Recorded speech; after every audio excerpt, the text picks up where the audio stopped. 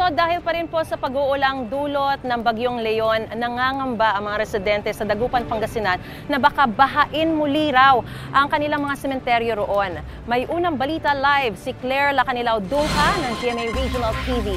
Claire, kumusta ngayon ang panahon dyan? Maris, puspusan ang ginagawang pagsasaayos at paglilinis sa mga puntod ngayong araw ng Undas, November 1. Pinangangambahan ang pagbaha sa mga sementeryo rito sa Dagupan City. Ngayong nararanasan ang pagbugso-bugsong ulan na epekto ng Bagyong Leon. Habang wala pa, sinamantala ng ilan ng paglilinis sa sementeryo. Baka bulan hindi ako makapunta kaya pinalinis ko na. Dumalaw na ako sa kanila. Sa nanay, tatay ko at saka yung lola ko. Unti-unti nang dumadagsa ang mga bisita sa sementeryo. Kung dati, hindi mapuntahan ng likurang bahagi ng Roman Catholic Cemetery dahil masukal at binabaha, ngayon napapasok na ang lugar kasunod ng pagtatambak ng lupa. Yung iba po, talagang obligadong tinatanggal na po namin. Kasi linilipat po namin, kung mapapansin nyo po, yung nandoon, ongoing po yung pag-clear po namin ng lupa at saka yung pagtatabon.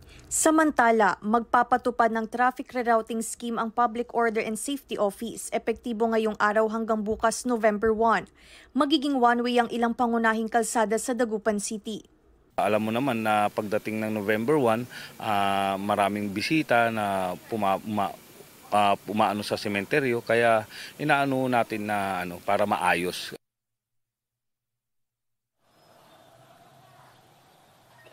Maris, bagamat nakararanas ng makulimlim na panahon dito sa sementeryo sa Roman Catholic Cemetery, ay tuloy-tuloy pa rin naman yung pagpunta ng mga bibisita dito sa sementeryo at may mga naka-deploy na rin ng mga otoridad upang mabantayan ang sitwasyon at seguridad ng mga bibisita ngayong Undas. Maris. Maraming salamat, Claire Lacanilao Dungca ng GMA Regional TV.